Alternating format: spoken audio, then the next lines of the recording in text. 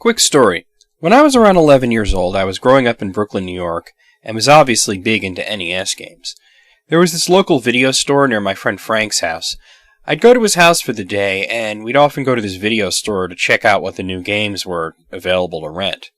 Anyway, the display of NES games had it all set up in this weird way where the boxes were all partially obscured by the ones next to them. A space-saving thing, I suppose. Anyway, when Final Fantasy came out, for the longest time, we thought the game was called Final Fanta, due to the last part of the title being covered up. We tried to rent it, but it was always already out. One day this kid came running up to us to tell us that Final Fantasy was in the store, and we were like, oh, so that's what it's called. Anyway, the game itself doesn't need an introduction, so let's get right to 10 facts about Final Fantasy. Final Fantasy came about after Squaresoft had sunk a great deal of time and money into an ambitious Famicom Disk System game called Holy Sword Legend: The Emergence of Excalibur. The game proved to be too ambitious for them to realize and was cancelled, leaving the company in severe financial jeopardy. Hironobu Sakaguchi created Final Fantasy using the lessons he learned working on Holy Sword Legend, but figured it'd probably be his final game, and as it was a fantasy game, he named it Final Fantasy. Square would later use the name Holy Sword Legend for a Game Boy game if they had the working title Gemma Nights, which when it was released in America, it took on the name The Final Fantasy Adventure. Obviously, with 4 character slots and 6 character classes, there are a lot of different party configurations, some better than others. Back in the NES days, it was considered the big, hardcore challenge to beat the game with 4 white mages. But did you know it could be done with just 1? Single-player character runs are done by letting 3 characters die and never reviving them.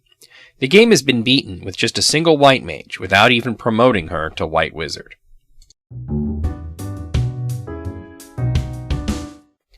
In the Japanese version of the game, one of the gravestones in Elfheim says, "Here lies Link," a jab at the hero from The Legend of Zelda.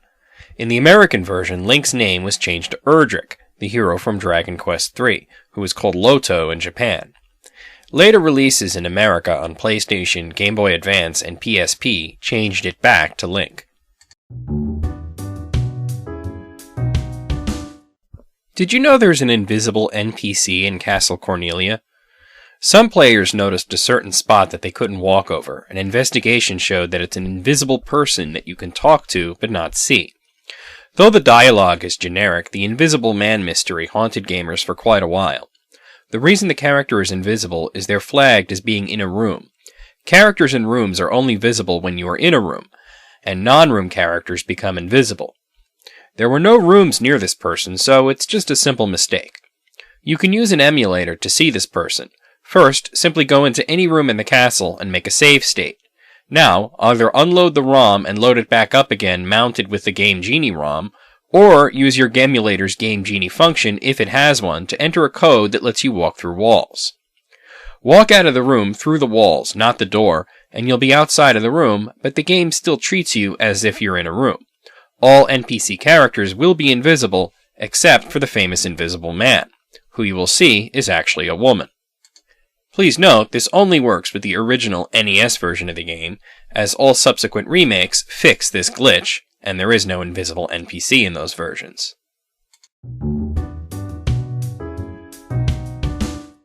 In the original NES version of the game, a lot of the magic does absolutely nothing, or has effects different than advertised in the manual.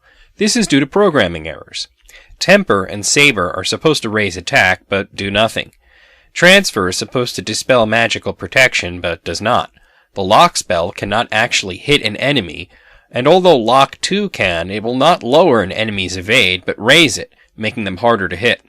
Heal 2 works fine on the map, but used in battle, it's actually more powerful than it's supposed to be. Most magical weapons also don't work the way they should. The Ice Sword, for example, is not better against fire enemies and such. These problems were fixed in the game's many remakes. Critical hits are a common thing in RPGs and are usually based off of characters' luck stats. The way they usually work is for the duration of a single hit, the target has no defense. So you get the full damage unmodified by an enemy's defense or armor, though some games use simple methods like simply doubling damage. Final Fantasy has a bug that drastically changes the way critical hits work in the game. Rather than the chance of getting a critical hit being based on a character's luck stat, it's based on what weapon they're using.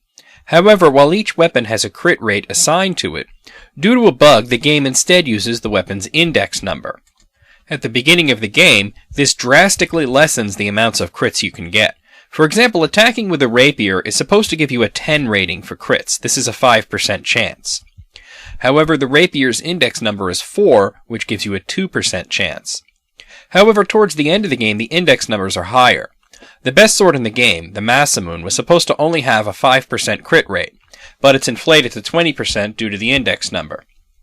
Normally, the Vorpal sword and the katana would be tied for the highest crit rate at 15%, but they are 17% for the Vorpal sword and 19% for the katana. Of course, this goes out the window with monks, who are treated differently. No matter what weapon a monk is using, they can never land a critical hit. However, if they're using their bare fists, the crit rate is set to double their level.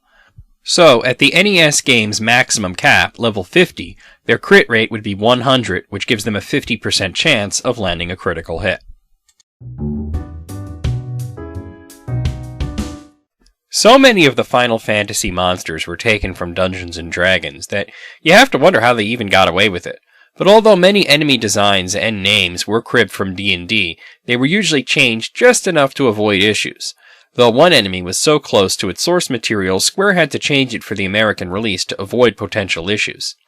The Eye and Phantom enemies were based off of classic Dungeons & Dragons monster, the Beholder, and the in-game sprite was clearly copied from an official D&D illustration. The more skull-like design was made for the localization, and all of the remakes retain the change, at least for the Western releases. You can, however, see concept art of the original version using the gallery feature in some of the remakes. Obviously, there have been many Final Fantasy games since the original, but rather than continuing the story or even being connected at all, the series was full of self-contained stories that shared only thematic elements and names. This is because the atmosphere, when making the original Final Fantasy, was rather grim. Square wasn't sure if they'd ever get to make any more games at all, much less another Final Fantasy game.